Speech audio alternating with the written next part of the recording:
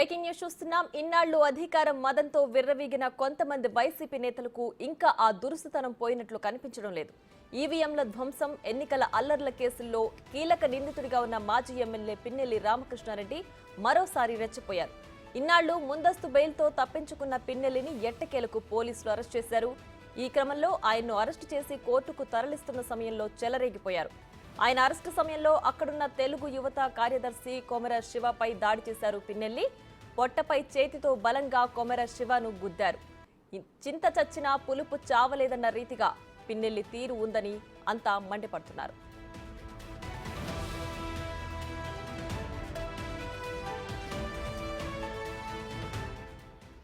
మరోవైపు పిన్నెల్లి అరెస్టు నేపథ్యంలో ఆయన తరలించిన తీరు కూడా వివాదాస్పదమవుతోంది. సాధారణంగా నిందితులను పోలీసులు కారులో తరలిస్తూ ఉంటారు. అయితే ఇక్కడ పిన్నెల్లి మాత్రం అలా కాకుండా ఆయన సొంత కారులోనే తరలించారు. ఓ వీఐపీని తరలించినట్లు ఓ నిందితుడిని పోలీసులు తరలించారని కొంతమంది పోలీసుల తీరును తప్పుపడుతున్నారు.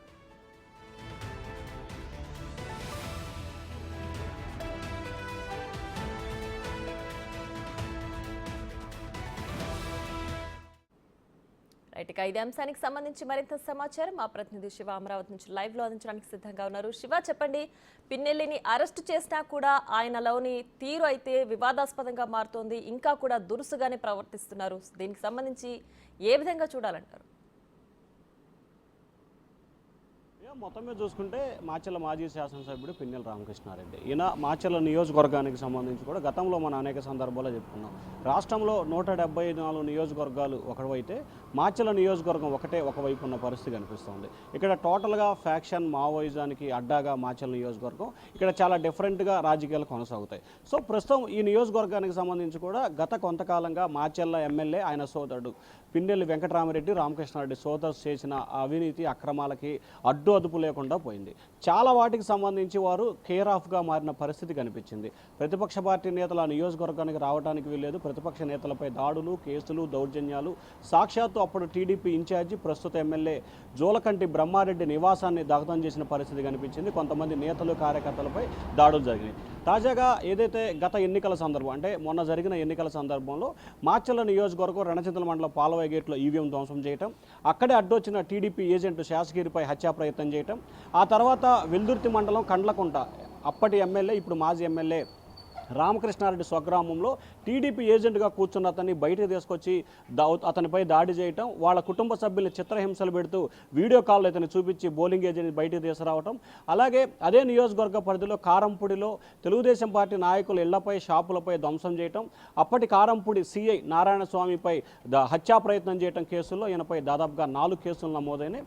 ఈ కేసులకు సంబంధించి కూడా గత 20 రోజుల కాలంగా కూడా ఏపీ హైకోర్టులో విచారణ కొనసాగుతోంది. ఒకవైపు విచారణ జరుగుతూనే ఉంది, మరొక వైపు నిన్న మధ్యాహ్నం బెయిల్ని డిస్మిస్ చేసిన పరిస్థితి.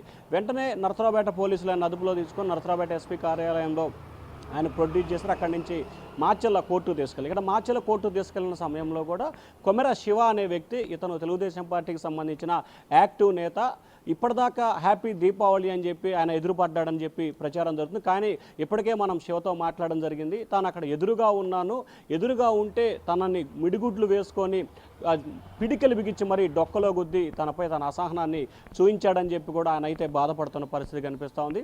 కేవలం తాను తెలుగుదేశం పార్టీకి సంబంధించిన నేత కావటమే, నేను మా ఇల్లు కూడా పక్కనే, ఏదైతే న్యాయస్థానం ఉందో న్యాయస్థానం పక్కనే ఉన్న గొంతులో మా ఇల్లు ఉంది, మా ఇంటికి సంబంధించి నేను అక్కడ ఉన్నాను, ఆ సమయంలో ఏం జరుగుతుందో చూద్దామని అక్కడికి వచ్చిన క్రమంలోనే తనపై విచక్షణ రహితంగా పోలీసుల సమక్షంలో, పైగా అతను ప్రస్తుతం ఖైదీ, ఏదైతే అతను